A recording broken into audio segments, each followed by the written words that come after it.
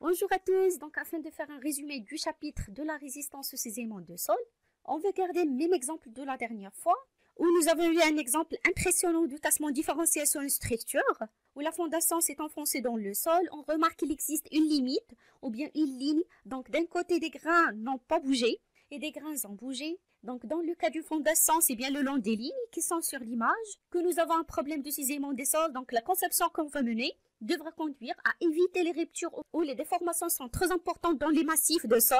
Et puis, il va être important donc de connaître la résistance ultime des terrains dans l'hypothèse de prévoir du coup leur probable rupture.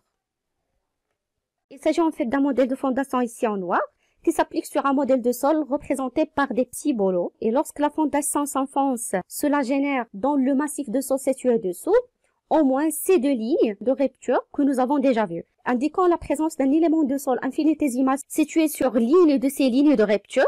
Le voici plus gros, c'est-à-dire en zoom, le voici plus gros, il est soumis à des contraintes sigma phi et sigma h, puisque cet élément est dans le massif de sol, mais puisqu'il est localisé cet élément de sol de petit sur le plan de rupture. Il va se retrouver être divisé en deux parties, ou bien en deux éléments, et si on isole l'une des morceaux obtenus, comme vous voyez sur cette figure, il nous faudra retranscrire à nouveau son équilibre. En rajoutant sur la facette est obtenu incliné les contraintes sigma v et sigma h. Donc la facette est inclinée sur laquelle le sol se rompu et bien connu par les repères n et t que je viens de vous montrer. Donc n est toujours perpendiculaire à la facette et t par contre elle est tangente. Chacune des facettes, même celle qui est verticale et celle qui est horizontale, sont du coup localisables par le repère qui est dédié à chacune avec n, qui est perpendiculaire à la facette et qui est en jaune. Dans ce dessin, nous avons donc la face qui est inclinée en rouge et pour chaque facette ensuite, de la direction n qui est normale à la facette est ensuite la direction de t qui est toujours tangente à la facette. Et si on fait un zoom sur la facette inclinée, nous retrouvons du coup le repère que n est t.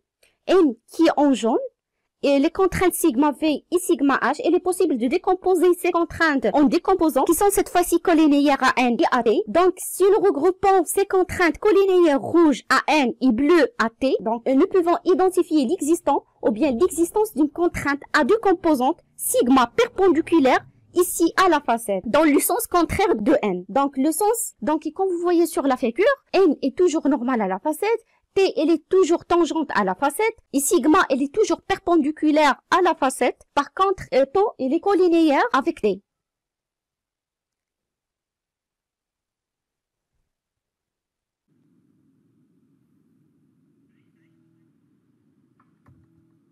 Qu'est-ce que vous avez compris à partir de cette animation ou bien à partir de cet exemple?